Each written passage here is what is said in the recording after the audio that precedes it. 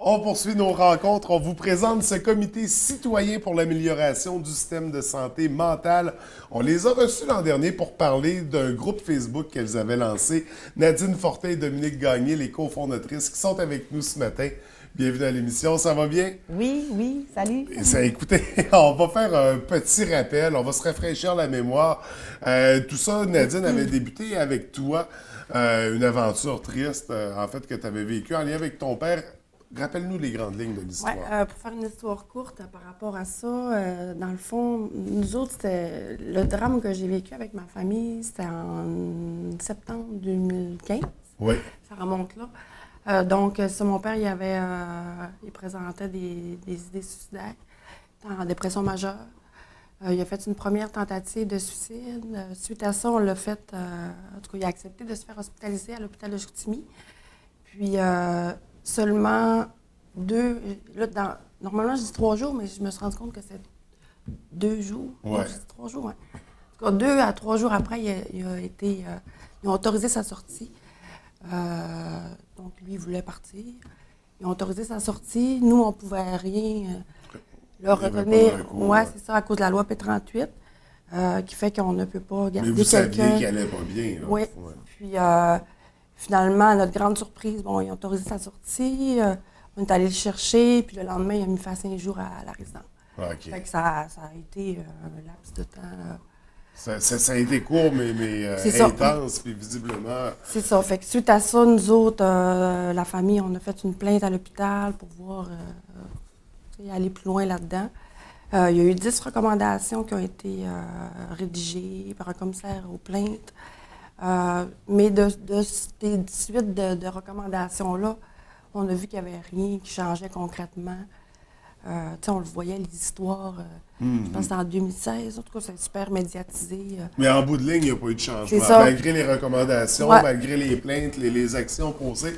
Là, on ne s'est pas arrêté là parce qu'après la plainte, puis de voir qu'il ne se passe rien, c'est là que vous êtes rencontrés, premièrement? Exactement. Okay. Donc, parce qu'on s'est aperçu qu'il y avait plusieurs personnes qui avaient aussi vécu ce genre de problème-là avec le système. Donc, on a voulu les rassembler et aussi en faire des témoignages et demander des témoignages donc pour les accumuler et avoir un certain poids légitime lorsqu'on ira parler au gouvernement. Donc, c'est le fun parce qu'on a déjà eu une petite réponse de M. Couillard là-dessus la semaine dernière, là, quand on a fait notre sortie, parce qu'on a fait un lancement donc, de campagne de sensibilisation avec ces témoignages-là. Donc, ça dure encore.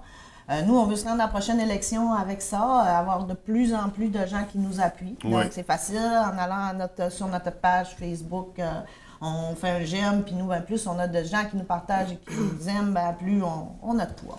Tout à fait. Donc, parce que c'est important d'avoir ce poids-là, cette influence.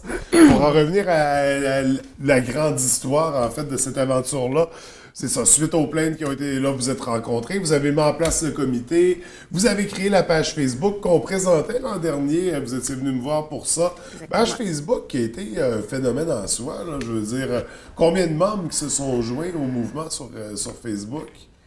Actuellement, on est 400 personnes. Okay. On aimerait ça que ça devienne encore plus grand parce qu'en fait, on a peu de moyens de promotion. C'est pour ça qu'on utilise les médias locaux et les médias régionaux. Fait qu'on est bien content de l'appui à ce niveau-là. Puis des personnes qui ont des témoignages, des personnes qui racontent des depuis histoires. Depuis qu'on a lancé notre campagne, donc depuis la semaine dernière, il y a dû rentrer au moins 6-7 témoignages. Je ne les ai pas compilés, mais on est à peu près une trentaine. OK. D'accumuler d'histoires d'horreur, là, comme ça. D'histoires de gens qui se sont sortis trop tôt, qui n'ont pas de suivi.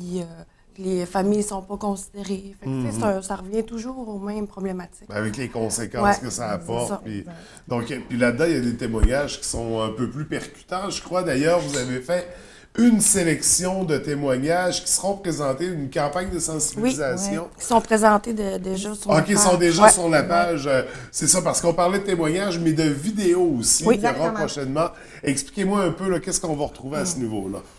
Bien, en fait, on a lancé la campagne avec ça la semaine dernière, des vidéos. Donc, on a 6 citoyens courageux qui nous ont témoigné sur vidéo. Donc, ça varie entre 11 et 25 minutes, là, les témoignages. On les retrouve, ils racontent leur histoire. Exactement. Donc, on les retrouve actuellement sur Facebook. On peut les écouter puis voir un peu comment est-ce que eux... Puis souvent, avec ces témoignages-là qui sont actuellement en ligne, les gens, nous envoient leurs propres témoignages parce que ça les... Ils se reconnaissent. Oui, c'est ça.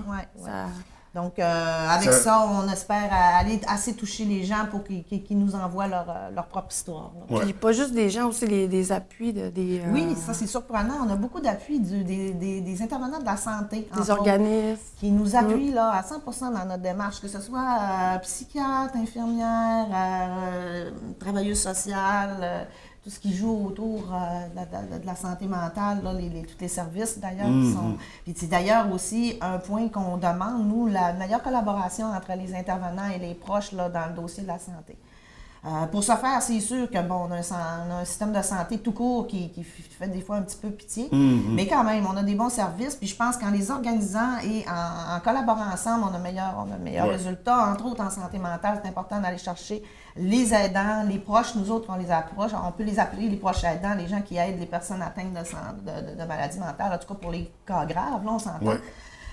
Mais ces personnes-là mettent beaucoup de temps, mettent beaucoup d'argent à s'occuper de ces personnes-là. Puis souvent, le système ne travaille pas en collaboration avec ces personnes-là, alors qu'il deviendrait vraiment un bon soutien pour la personne. Donc, c'est important. Le système n'offre pas le contexte adéquat nécessairement pour ces professionnels-là qui veulent aider, mais qui souvent se retrouvent à court de ressources puis doivent prendre des décisions qu'ils n'auraient probablement pas prises. C'est ça, c'est facile de pointer du doigt les humains dans tout ça, mais c'est tout un contexte, toute une organisation, tout un système qui est à revoir, puis à repenser, puis d'où l'importance d'avoir des initiatives citoyennes, puis des témoignages, des histoires que ces gens-là ont vécues. C'est ça, pour essayer de faire bouger les choses, puis d'amener un changement. Tout à fait. Donc, de se mobiliser, de serrer les coudes comme ça, c'est important. On invite les citoyens qui ont des idées pour améliorer les choses concrètement, de nous les faire parvenir. Nous, on est en relation là, actuellement avec des groupes, justement, en santé mentale, qui défendent les droits et tout ça. Donc, on va essayer de tout mettre ça ensemble. Vous avez des organismes aussi comme le Maillon qui se sont joints à vous, qui appuient. Donc, c'est vraiment intéressant de voir le phénomène qui se crée autour de cette initiative-là que vous avez eue toutes les deux. Chapeau, parce que là, c'est provincial. Là, on voudrait bien que ça prenne l'ampleur avant l'élection, plus un peu. Là, on est resté régional. Moi, j'aimerais ça vraiment. Il y a des gens quand même qui nous appuient de l'extérieur, mais on voudrait. Là, moi, j'aurais aimé ça que ça sorte d'ici la nationale. Mais d'ici les élections, on aura bien le temps de se reprendre. On a le temps de faire bouger des choses encore en élection. On en profite.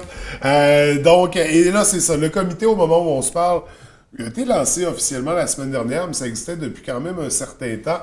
Qu'est-ce qui va s'en venir? Parce que là, on a la campagne de témoignages, de vidéos. C'est quoi la suite là, de l'aventure avec le comité? En fait, on accumule cette épreuve-là. Là, on va aller justement, là, on a fait demander qu'est-ce qui se passait avec les recommandations, justement, qu'on dirait qu'il ne se passe rien avec ça. Fait que là, on attend une réponse là, du CIUS là-dessus. On a abordé aussi la députée de Chicoutimi là-dessus, qui est supposée aussi de vérifier.